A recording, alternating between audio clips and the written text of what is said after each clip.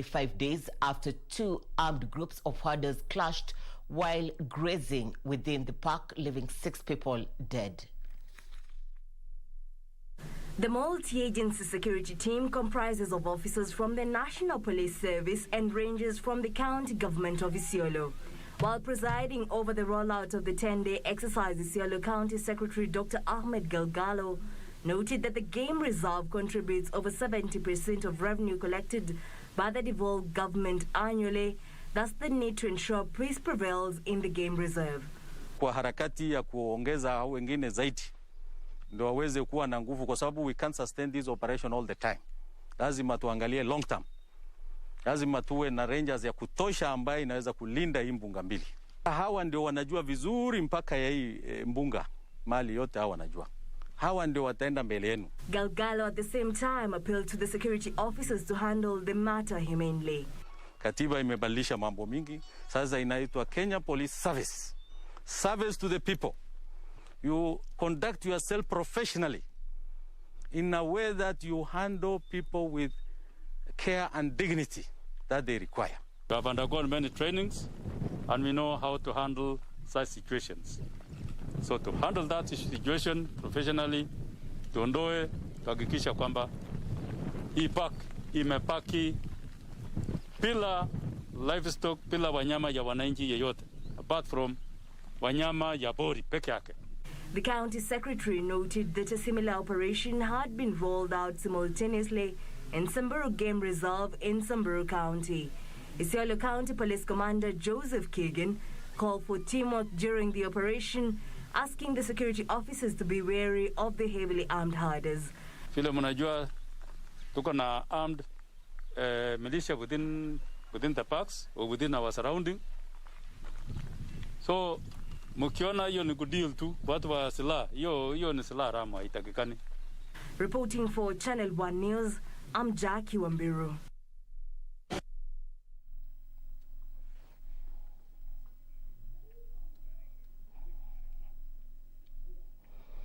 Baringo County government has acquired a digital cardiovascular machine that can detect a heart problem and transmit results immediately to a cardiologist via the internet.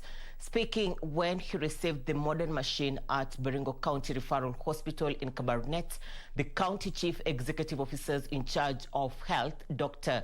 Richard Rotich, said patients suffering from heart diseases will no longer need to be referred to Moi Teaching and Referral Hospital in Eldoret for screening.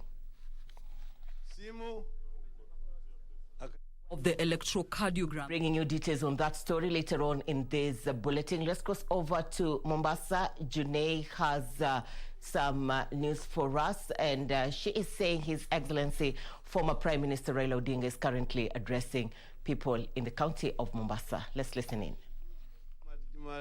Tatu nilitoka hapo, lakini nikamwambia nitakuja, kwa sababu mimi nimekuja na nimeona na macho yangu. Wanasema hayawi hayawi hayawi hayawi, imekuwa. Kwa hiyo mimi niko na furaha kubwa sana. Nilianza kusikia juu ya mambo ya Coast General Hospital nikiwa mtoto mdogo sana. Mama yangu alikuja hapa Mombasa kutoka Kisumu. Amekuja kutembelea shemeji yake ambaye alikuwa anafanya hapa Coast General Hospital, na alikuwa naishi hapo Tononoka. Huyo mzee sasa ni marehemu, ndio baba wa Jakoyo Midiwo, mzee Midiwo mwenyewe. Alikuwa anafanya hapa, amefanya hapa maisha yake yote, miaka karibu 50 hapa. Akastaafu akiwa anafanya kazi hapa. Mama yangu alipokuja hapa amekaa mwezi mzima na shemeji yake. Alikuwa mgonjwa, akaja letwa hapa kwa hospitali akatibiwa. Sasa alikuwa anaongea na sisi, anambia vile Mombasa ni mbali. Unatoka Kisumu na gari ya moshi, unaingia Nairobi, unakaa tena jioni unachukua gari nyingine mpaka Mombasa. Na kule Kuna bahari ambayo saa nyingine inahama, inaenda alafu inarudi baadaye. Ikija na kuja na samaki kubwa kubwa mwingine inaitwa papa. Na sisi kama kulikuwa na daraja hapa ambayo ilikuwa naelea. Hiyo ni daraja ya zamani ya Nyali hii. The floating bridge. Vile daraja hiyo iko mrefu na inaelea kwa huku juu yake, inachukuliwa na mawimbi yapeleka wewe juu na chini. Ndio nilianza kujua mambo ya Mombasa. Kisha baadaye sasa nikaja hapa. Nimekuja vile katembelea wenzangu hapo nikiwa bado mtoto. Alafu baadaye nimekuja hapa Mombasa nikiwa kama mimi niko mfungwa. Nimeishi hapo Shimulatewa miaka 3.5. Mimi nakaa hapo Shimulatewa. Mimi naelewa mambo ya Mombasa.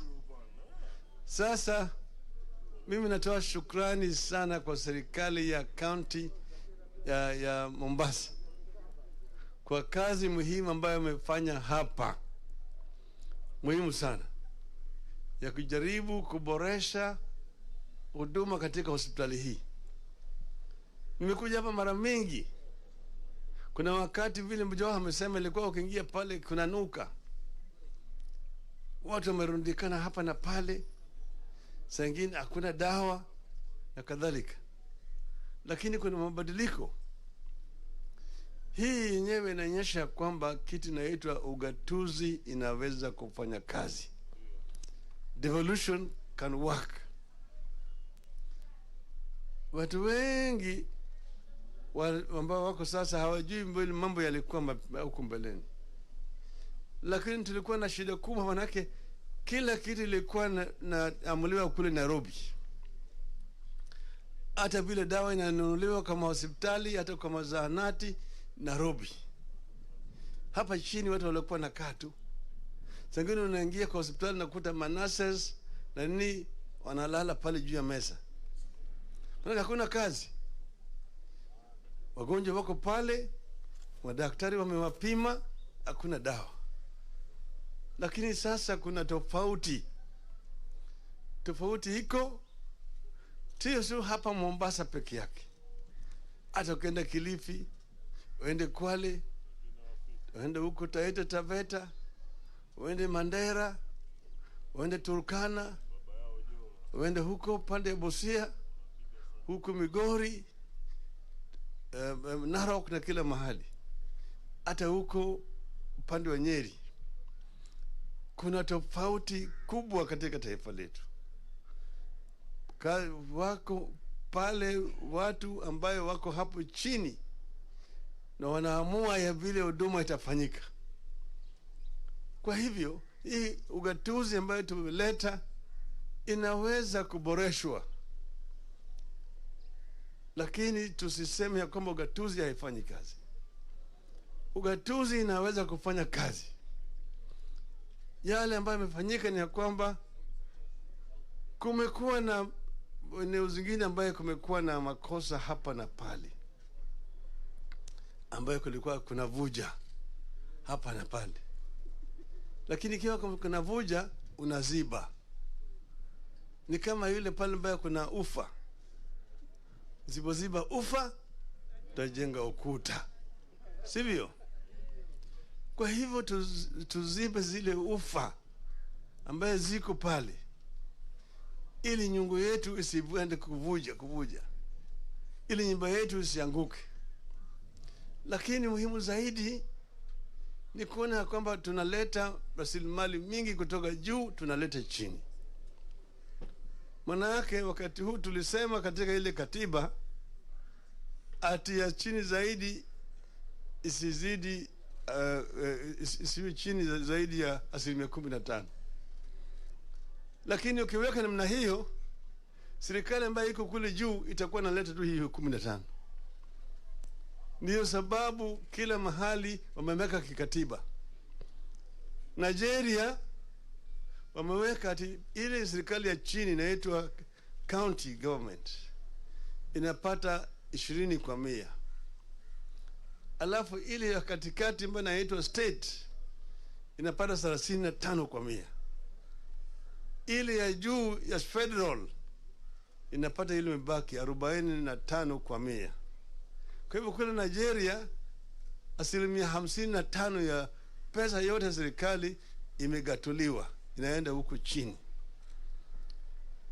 Sisi tulipoketi chini katika BBI tukasema tupandishe kutoka 15 mpaka minimum 35.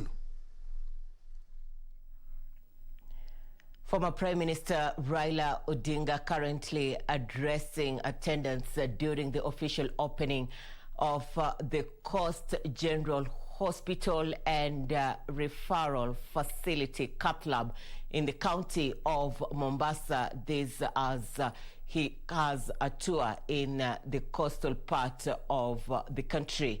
Now, back to Baringo County. Baringo County government has acquired a digital cardiovascular machine that can detect a heart problem and transmit results immediately to a cardiologist via the internet. Speaking when he received the modern machine at Baringo County Referral Hospital in Kabarnet, the county chief executive officer in charge of health, Dr. Richard Rotich, said patients suffering from heart diseases will no longer need to be referred to Moi Teaching and Referral Hospital in Eldoret for screening. The acquisition of the electrocardiogram machine by the Baringo County Referral Hospital in Kabarnet that will enable screening of cardiovascular disease has been touted as a game changer in managing heart diseases. Metronics has given us a machine worth over $500,000 to undertake ECG services, and also which are quite elaborate in terms of diagnosis as well as reporting using the internet. Speaking while he received the machine, CEC in charge of health services in Baringo, Dr. Richard Rotich, further noted that with the machine, doctors can now interpret and carry out surgeries in the county hospital. Rotich added that the US-based company which brought the machine will carry out knowledge and skills transfer so that doctors at the hospital can be able to interpret all the results of the patients released by the machine in order to easily attend to such cases. We have reports of cardiac ailments, reported the cardiac ailments which are in the last 3 months over close to 70, and the cases which are critical required immediate attention are about 8%, meaning that we need to have interventions beginning here at the hospital. Rotich noted that the Baringo population has recorded an increasing number of heart ailments, with the World Health Organization attributing 32% of global deaths to cardiovascular diseases caused by lifestyle, especially unhealthy diet, drug abuse, physical inactivity, and self-medication. Caroline Kamau reporting for Channel 1 Lunchtime News.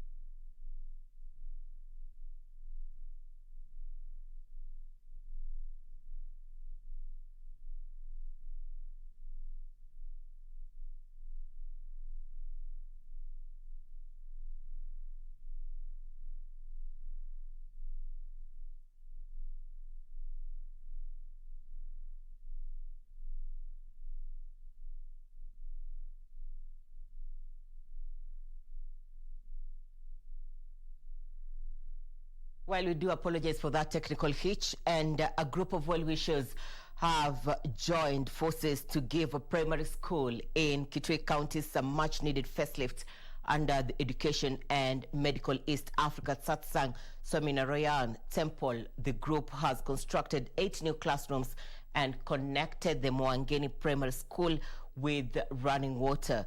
Prior to the development, learners were reportedly studying under trees due to a shortage of classroom and classroom facilities. The available ones were mud walled with dusty flowers.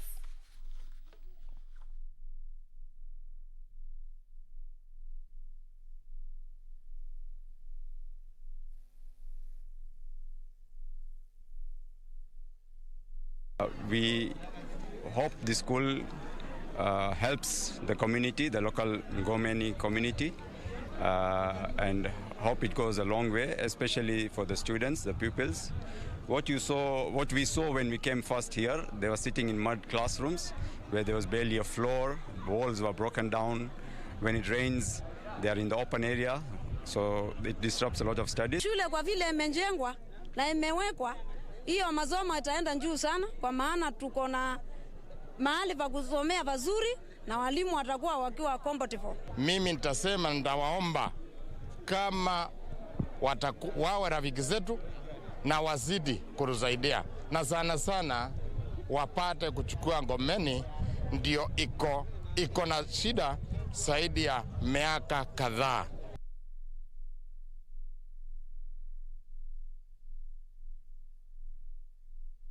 Health officials in Nyandarua County are on high alert following the confirmation of another 2 positive COVID-19 cases among pupils at the Uhuru Primary School in Oljoro, Orok. The total number of those infected, inclusive of teachers, now stands at 22. The 2 cases are pupils aged below 3 years, and the health officials in the county says the pupils are responding positively to medication.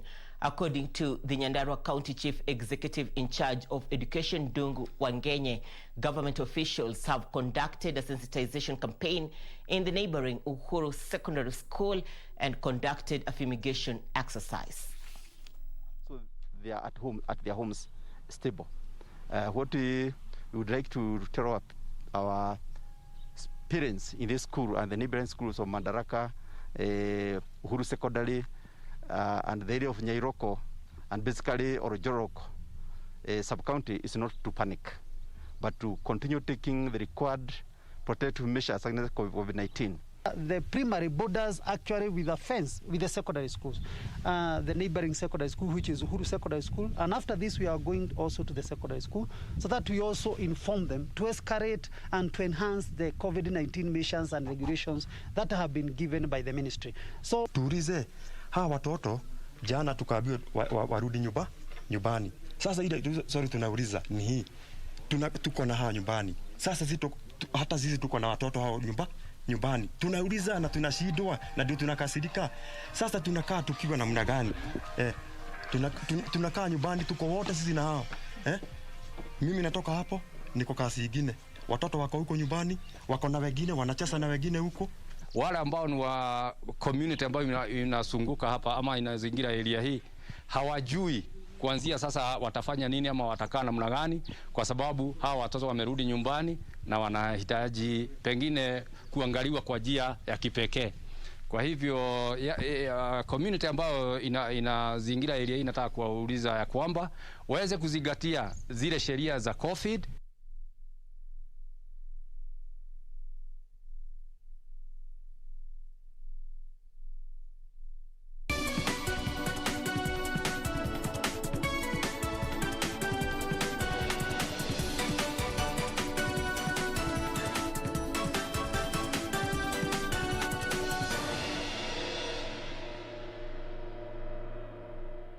Thank you for staying with us. Time for Channel 1 Business News. The Kenya National Highways Authority, KENHA, has rolled out a countrywide operation to implement compliance with axle load limits in efforts to protect roads from destruction by overloaded vehicles.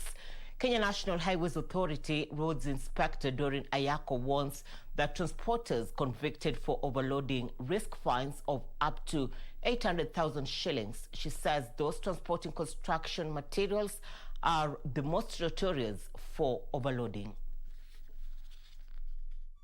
Despite Kenya having punitive fines for transporters who overload their vehicles, cases of overloaded vehicles are still rampant on Kenyan roads. This has prompted the Kenya National Highways Authority to launch an operation to enforce compliance to ensure that motorists adhere to axle load limits. Our main mandate as axle load team is to protect the most expensive utility in Kenya, that is the road. It is the most expensive utility we have here in Kenya and anywhere in the world. So we are here to protect its well-being. Kenya's road network is an asset estimated to be worth 3 trillion shillings. Hence, they need to protect the roads. Here in Embu, as is the case in other parts of the country, she says those transporting construction materials are the most notorious for overloading vehicles. The other thing we are here for is to encourage the transporters to come out in large numbers. It is not offensive to harvest and transport sand here in Kenya. It's not a crime. So we encourage them to come out, but complied. There are several circles that control the sand transporters. Some of them have been able to rein, most of them have been able to rein on their members. But very many trucks, some trucks do not belong to any circle. And therefore, they are not under the control of any circle. And therefore, that is the challenge, that is what is bringing us a lot of challenges. The Kenya National Highways Authority warning of stiff penalties for those convicted to the axle load limits. If I find you with a gross vehicle weight overload of more than 10 tons, I'll fine you 400,000. And if I find out that you have committed this offense before, it will be twice the price, the fines. That is the 800,000 shillings. So it's not small money. And the fines range from 20,000 Kenyan shillings for the overload of like 1 ton to 2 tons to a maximum of 10 tons, that is 400,000 shillings. Since the launch of the operation on different roads across the country, Ayako says compliance has improved with fewer overloaded vehicles nabbed in recent days. We got one of 53 as gross vehicle weight, and that is a truck that was supposed to carry 26 according to the Traffic Act. That is a 3-axle truck. And we got several others of the same kind and the same loading. But today we've not nabbed any. And that is a positive feedback to us. It means that our being on the ground is felt and is being complied to.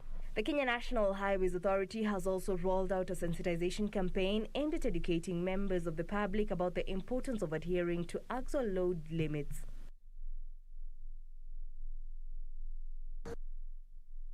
Now, trust has been identified as the biggest challenge for the future technology growth, with ICT investors and experts calling for global collaboration to fight such risks.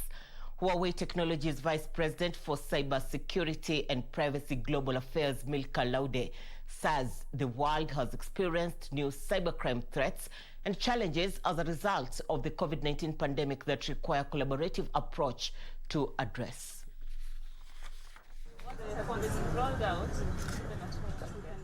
There have been an increase in cases of malware attacks that have shut down operations of multinationals. This is after most institutions shifted their operations online to adhere to social distancing recommendations to contain the spread of coronavirus. A 3-day Information Systems Audit and Control Association annual conference being held in Mombasa had that cybercrime cases have increased, targeting individuals, institutions, and governments. Huawei, which has faced opposition from some countries in the rollout of the 5G technology, now says trust is the biggest challenge for future technology growth. Huawei Global Vice President for Cybersecurity and Privacy, Mika Loth, said companies use global standards and evidence-based certifications which are not independently audited to retain trust in technology and foster a global ecosystem with an open market for hardware and software providers. Digital transformation and how we can all integrate data and information, not just in the public sector but also in the private sector, to ensure that when this data is analyzed, we can get information for proper decision making. Data that helps us look at the growth of our economy, data that helps us look at accountability, and data, of course, that assures us whether we are heading in the right direction. Auditor General Nancy Gathungu said they have to adapt to COVID-19 by learning from experiences in West Africa during the Ebola pandemic and developing guidelines which Supreme Audit institutions are now using globally. This annual conference, it's all about looking at how we can enable, businesses and digital age, especially post the pandemic and even as the pandemic is going on. And so the conference is a 3-day event where we're looking at how can organizations reposition themselves and what are some of the digital insights business, they also need to learn so that they can better reinvent the future and enable digital transformation in their respective businesses. Because what we've seen is that COVID-19 has really changed what has been defined as a new norm, and looking at how the changes have become.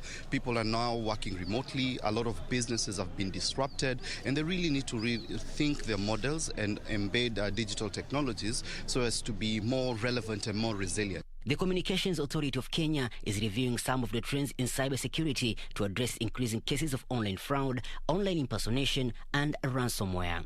Reporting for Channel 1 Business News from Mombasa County, I'm Michael Mondiga. KCB Foundation, through a partnership with the German Development Corporation, plans to train 3,500 Kenyan youth in the construction sector over the next 3 years. KCB Group CEO Joshua Oigara says the two institutions plan to spend 300 million shillings in providing the technical and vocational skills training, as well as provision of construction toolkits to 700 youth to enable them establish business enterprises in the construction sector. The latest National Construction Authority indicated that there is a skills gap in the construction industry, with the issue being attributed to skills shortages, access to finance, and inadequate availability of construction equipment such as cranes, concrete mixers, and concrete pumps. As such, institutions are banking on upskilling the youth in the construction sector as a remedy that would also create jobs. The program will mainly offer training in masonry, brickwork, carpentry and joinery, plumbing and pipework, electrical installation, and building and metalwork. Meanwhile, Absa Bank Kenya has introduced a 25-year mortgage facility targeting middle-income families seeking affordable homes within Nairobi. The proposition seeks to increase mortgage uptake by prospective homeowners, offering options towards home ownership such as construction loans and home loans for self-employed individuals. We believe that this proposition is a game changer for the real estate and banking markets, and we are optimistic that prospective owners will appreciate and take advantage of this. Ladies and gentlemen, come up with options towards home ownership, such as financing to buy land, construction loans, as well as home loans for self-employed individuals. Absa customers will also benefit from established partnership with players in the home ownership value chain, such as property developers, furnishing partners, and home appliance partners, who will offer homeowners a wide range of benefits, among them great discounts.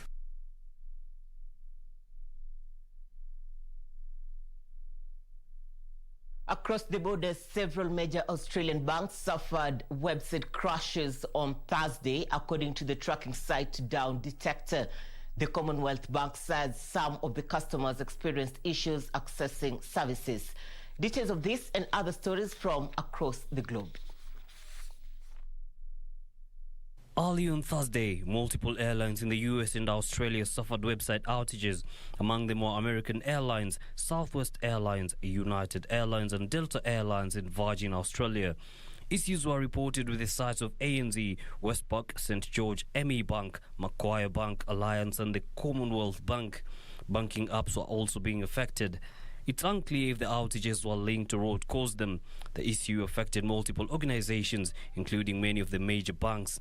At 4:15 local time, Combank tweeted that services were starting to return to normal and thanked customers for their patience. Elsewhere, the World Bank has rejected a request from El Salvador to help them with the implementation of Bitcoin as a legal tender. A World Bank spokesperson says the World Bank is committed in helping El Salvador in numerous ways, including for currency transparency and regulatory processes. El Salvador aims to use Bitcoin as a parallel legal tender alongside the US dollar. The World Bank's decision could mean the country faces problems in hitting its deadline to ensure that Bitcoin is accepted nationwide in the next 3 months. The World Bank added that it will not support such a thing, given the environmental and transparency shortcomings. Finance Minister Alejandro Zelaya says discussions with the International Monetary Fund have been successful over the implementation of Bitcoin. Finally, Ryanair and the owner of Manchester, London, Stansted and East Midlands airports are set to launch a legal challenge against the government over the travel traffic light system. They call for more transparency about how the government decides which countries qualify for the green list of safe places to visit amid the pandemic. The challenge has been put put together after huge frustrations within the travel industry are the inclusion of Portugal on the green list in mid-May and then its sudden removal a few weeks later. Travel bosses are concerned that the damage of these sudden reversals will continue to erode the confidence of the British travelling public.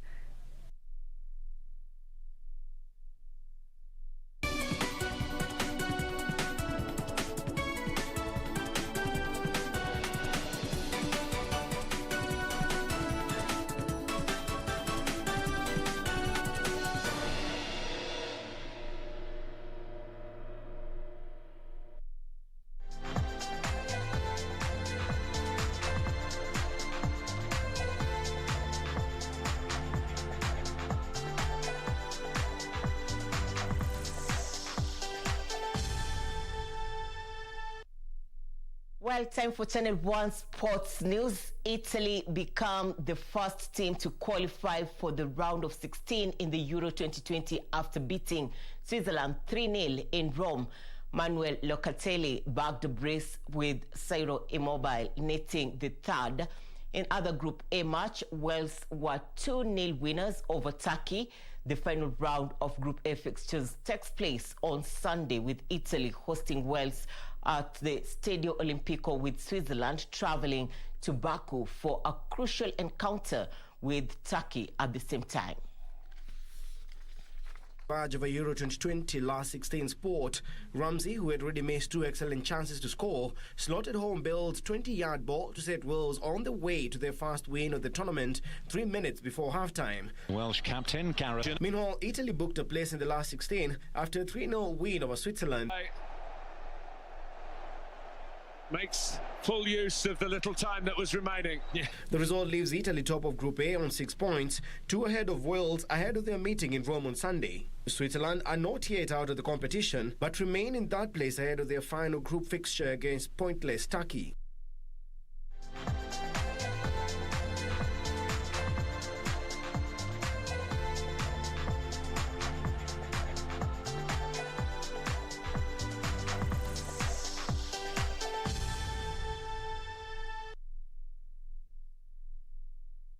We have come to the close of Channel 1 Lunchtime News. Thank you so much for your company. For more details on Just Add News and many more, do log on to www.kbc.co.ke.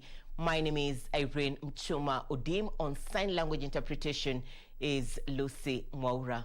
Good afternoon.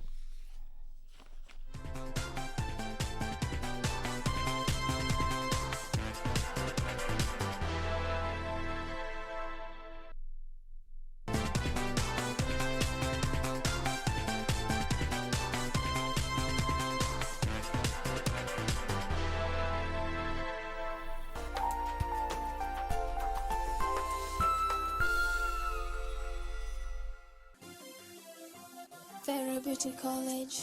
Vera Beauty and Fashion College, with branches in Nairobi, Eldoret, Thika and Meru. Did you know that we are a TVET approved institution? We offer courses in fashion design, interior design in soft furnishing, event decoration, flower arrangement, event planning, hairdressing, barbering and dreadlocks, beauty therapy, makeup, nail technology, spa massages, teaching skills, TOT, solo business management, and many more. Register now and visit our website on www.verabeautycollege.com. You can also call on 0725 923 550 Nairobi branch, 0728 087 689 Eldoret branch, 0722 22 7428 Thika branch, 0725 000-706 Meru branch. Vera Beauty and Fashion College, a TVET approved institution.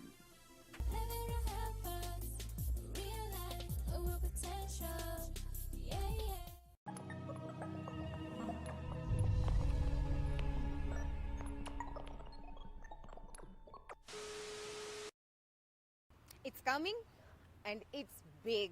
Believe me. Keep watching.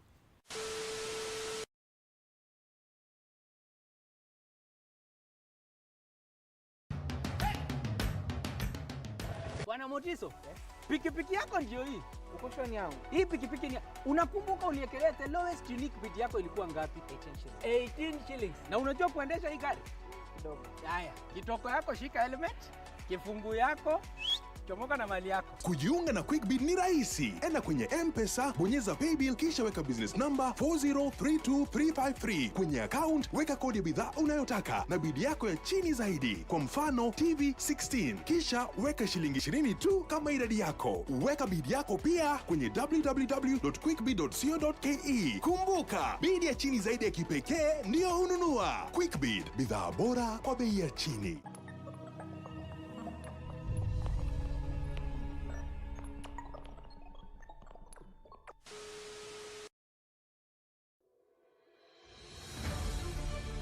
Virusi vya korona huenea unapokaribiana na mtu aliyeambukizwa kupitia matone, haswa wakati anapokohoa au kupiga chafya, na pia kwa kugusa sehemu au vifaa vilivyo na virusi hivi.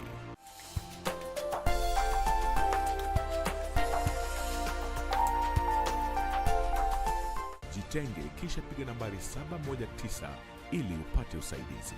Mtu yeyote anaishi na maradhi sugu kama vile virusi vya HIV, kifua kikuu, saratani na mengineo anashauriwa kutumia dawa zake jinsi alivyoshauriwa na daktari bila kukosa. Komesha korona. Ujumbe huu umeletwa kwako na serikali ya Kenya.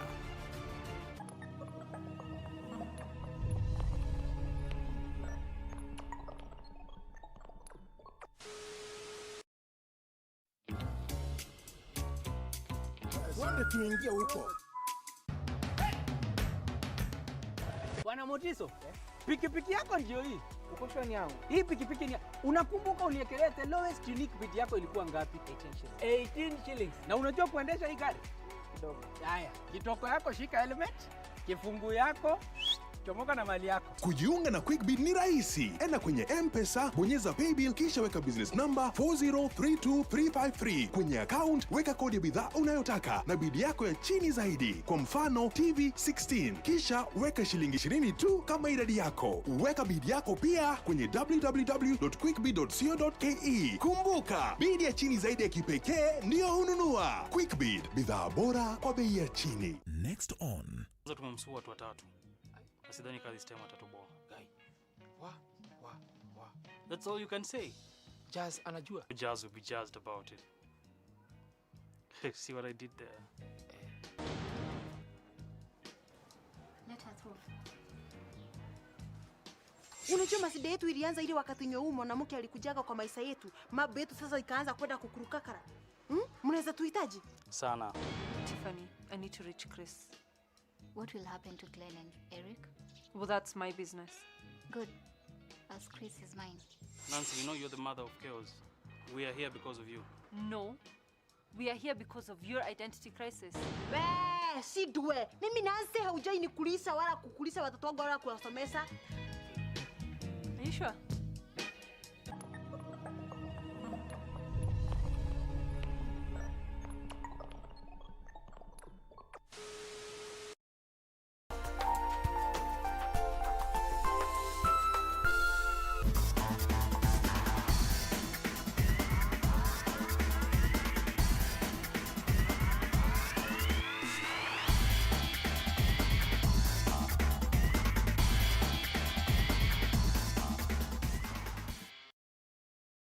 The WRC Safari Rally will see a number of drivers make their initial appearance in gravel rallying. One of those is Andrew Mwiruri, who is going to be navigated by Edward Njoroge, and they will be participating in the national class driving an NR4 Subaru Impreza under the banner of Team Morius. Mwiruri is making his debut in rallying after taking part in a series of tarmac events, having competed in time trials and drag races. For Mwiruri, he says that this is a totally different ball game.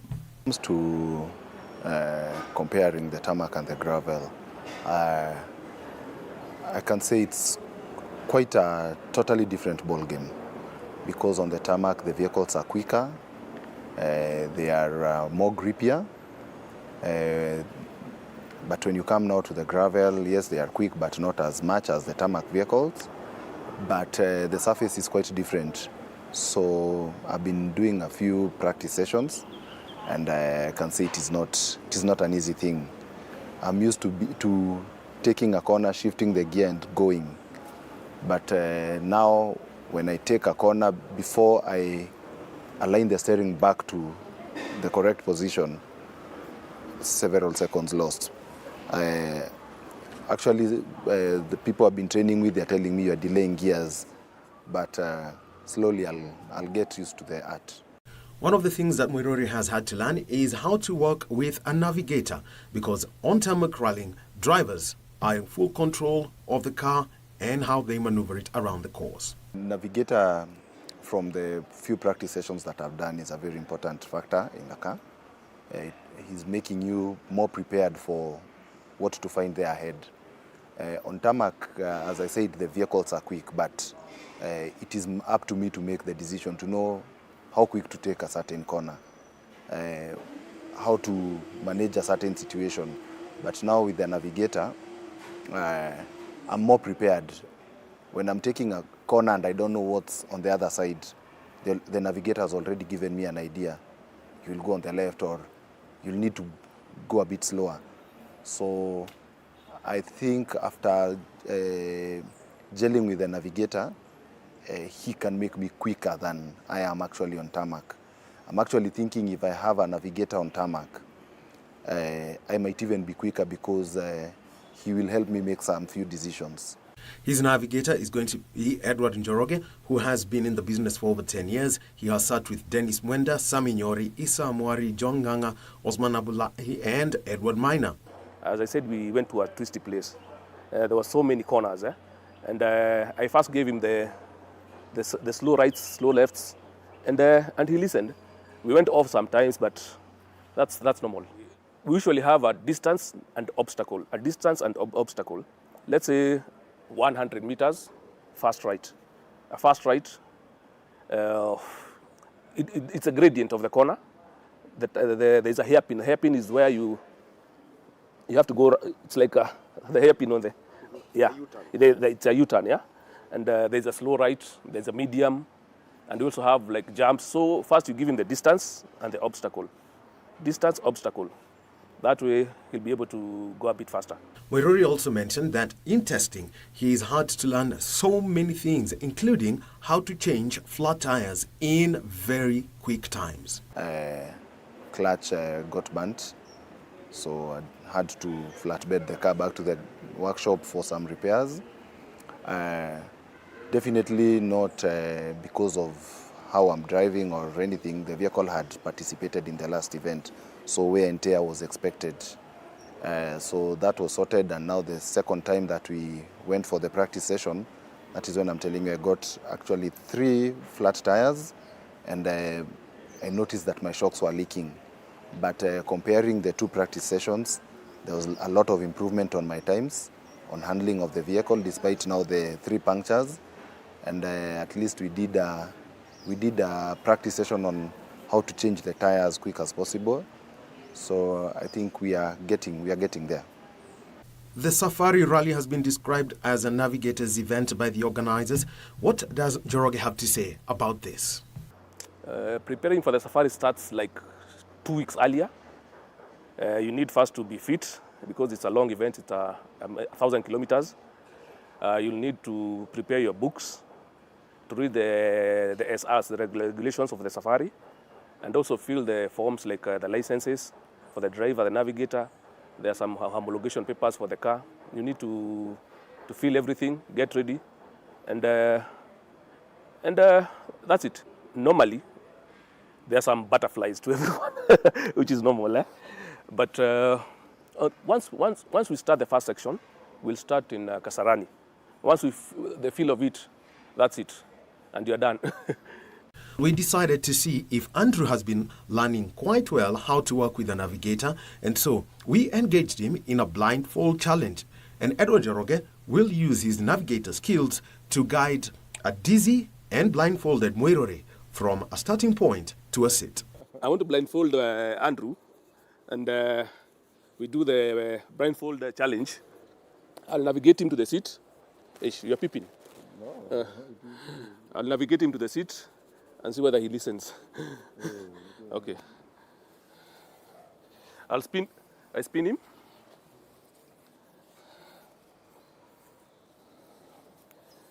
Good. Now turn right. 5, 4, 3, 2, 1, go. 100, 100, 100, 100, 100. Turn hairpin left. Turn hairpin left. 50, 50. Keep left, keep left, keep left. Yeah. Keep left. Into. Turn hairpin right. Turn hairpin right.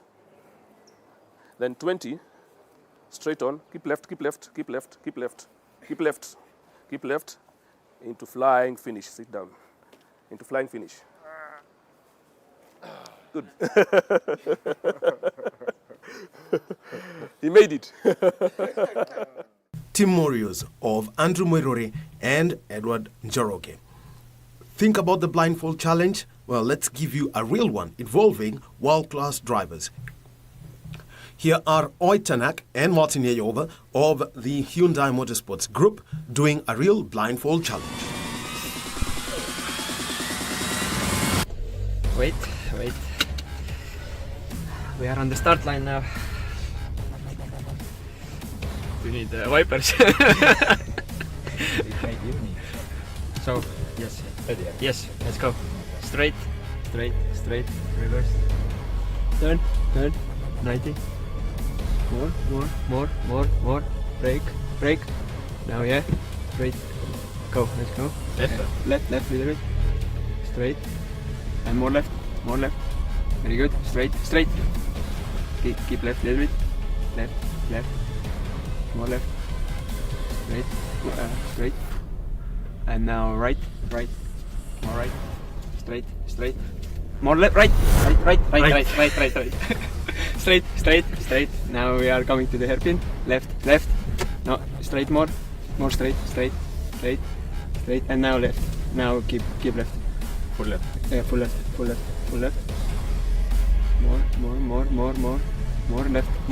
left. Very good. Now we are coming to the jump. Left, and straight. Left, and straight. Now straight. Left. Straight. Very good. Straight. Water splash. Straight. Water splash. Straight. And now more. What more? Straight. And now left. Hairpin. Okay. Yep. Yes. Very good. Left. Okay, couple of cones. Straight. And now right. More right. Straight. Very good. Left. More left. And now right. More right. Straight. Right. And stop. And? Very good. Finish. What? Finish. Very good.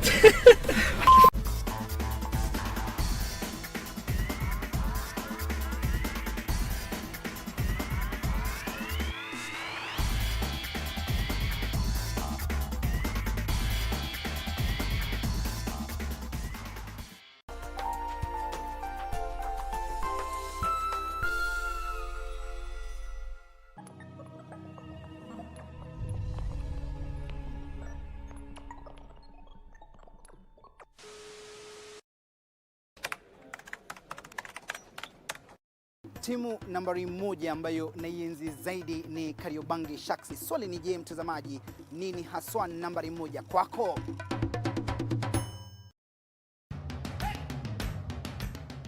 Bwana Motiso, pikipiki yako ndio hii.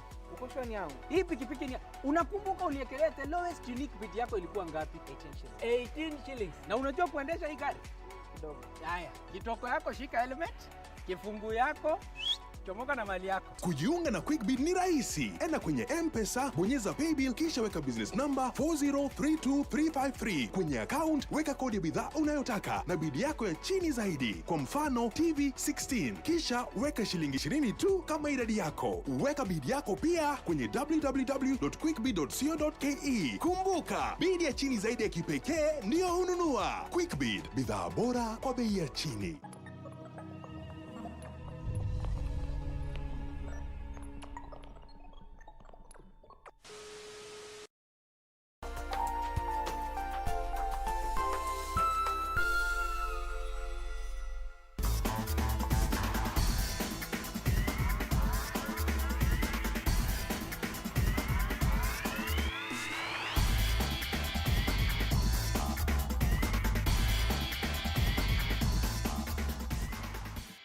Today, for the Safari Rally WRC, I'm actually talking to Tuta Mionki, and I'm actually hosting you in Machakos. You know, I come from this area, okay, and I'm sure you used to come here as a fan, yes, just to spectate, and yes, that is where you started your career. Yes. Yeah, so that's what we'll be talking about. She'll tell me all about her career in motorsports as we head to the WRC, where we have few women, but please bank on them. They're going to give us good results, isn't it? Yes, definitely. Yes, so I'll be talking to her later.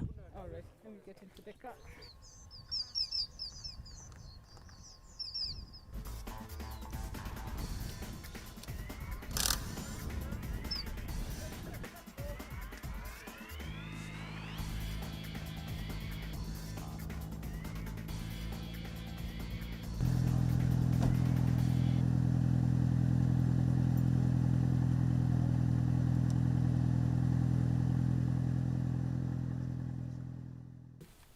She will be among the 4 women that will be carrying the national flag in the WRC Safari Rally. I think first I can say it's God. It's a blessing. Because like I said, we started and we were many when we started off. And I really can't say that maybe I put in more effort than others. Or I really enjoy it and I put in effort because there's practice and you have to create time. And being an amateur sport, then you're basically sometimes almost taking time out of your work to do practice, to go for a weekend of racing. This would be a whole week of racing. But it's exciting, but I wish to have more women, you know, like I need more women to work with. Yeah, so I would wish that we get more women come back into the sport so that it's not just one person. And I also would want to have women more competitive so that it's not best woman, best, you know, as in the best driver for this rally was a lady, not just the best female was a lady. So hopefully we can achieve that. The renowned female navigator has come a long way